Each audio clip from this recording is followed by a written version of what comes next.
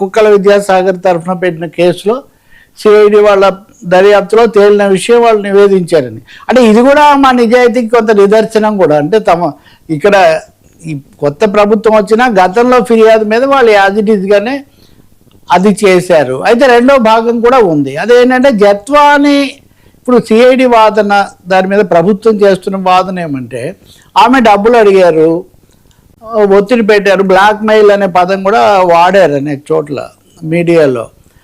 కానీ ఇందులో ఆమె తల్లికి, ఆమె తండ్రికి, సోదరుడికి వాళ్ళకి సంబంధం లేదు. కానీ వాళ్ళని కూడా కేసులో పెట్టారు.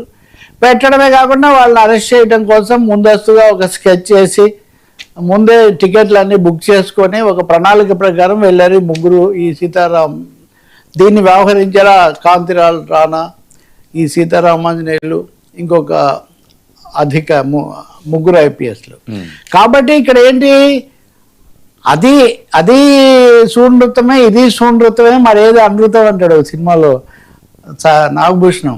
అది నిజమే, ఇది నిజమే. అంటే పోలీసులు సంగతి అలా ఉంచి నిన్న సాయంత్రం అడ్వకేట్లు వాళ్ళు కూడా కొంతమంది వచ్చి వాదిస్తున్నారు, ఇది నిజమా, ఇది కాదా అని. కానీ అసలు నేను నిన్న వేసిన ప్రశ్న మళ్ళీ వేస్తున్నా, పోలీసులకు ఈ పరిస్థితి ఎందుకు దాపురించింది అప్పుడైనా ఇప్పుడైనా అనేది. ఈ ఒత్తిడిలో చిక్కుకుపోతున్నారు, ఒక అడకత్తెరలో లాగా ఉన్నారు. దానివల్ల ఏంటంటే సగం నిజము సగం కాదు అన్నట్టుగా. ఇప్పుడు సాయికృష్ణ కేసు కూడా అదే.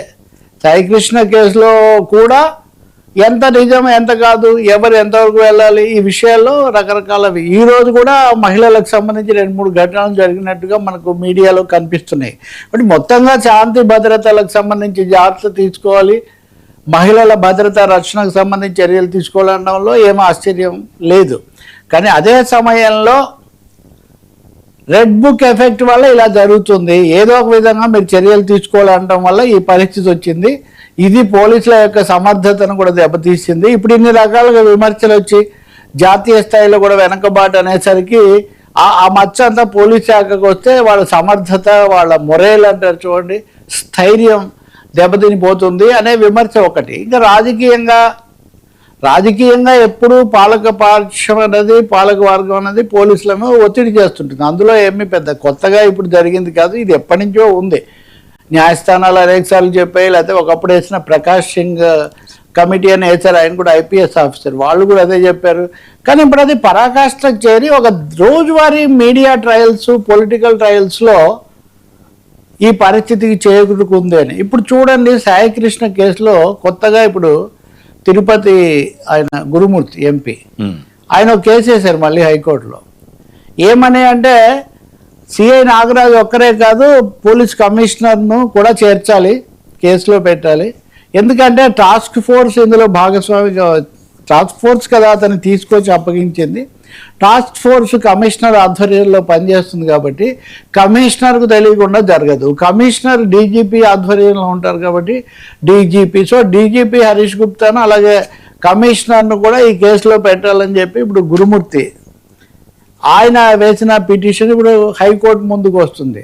సో ఎక్కడెక్కడ ఉన్న వివాదాలు కూడా అన్నీ వచ్చి కేసుల ఉచ్చులో ఏపీ పోలీసులు చిక్కుకుపోవడం ఒకటి, రాజకీయ పార్టీల మధ్యలో, ప్రధాన పార్టీల మధ్యలో పరస్పర ఆరోపణల్లో కూరుకుపోవడం రెండు. ఈ క్రమంలో ఇంకా సమర్థత అనండి వాటికి సంబంధించి లోపభూయిష్టంగా తయారైందని కేంద్రం మందలింపుకు గురవుతుందని. ఇంకా మళ్ళీ దీని మీద ఎవరేం చెప్తారో తెలియదు.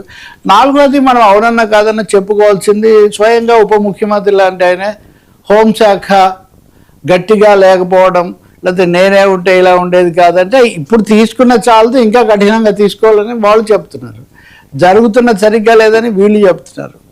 సో జత్వానీ కేసు కూడా పూర్తి నిజానిజాలు న్యాయస్థానమే నిర్దేశించాల్సి ఉంటుంది, నిర్ణయించాల్సి ఉంటుంది.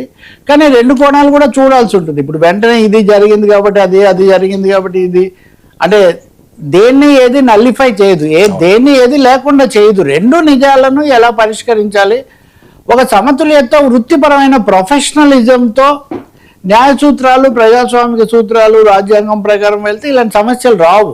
అలాగే హైప్ అనేది అదే పనిగా హైపులు ఇచ్చేసి ఏకపక్ష చిత్రీకరణలు ఇచ్చినప్పుడు ఇట్లాంటి సమస్యలే వస్తాయి.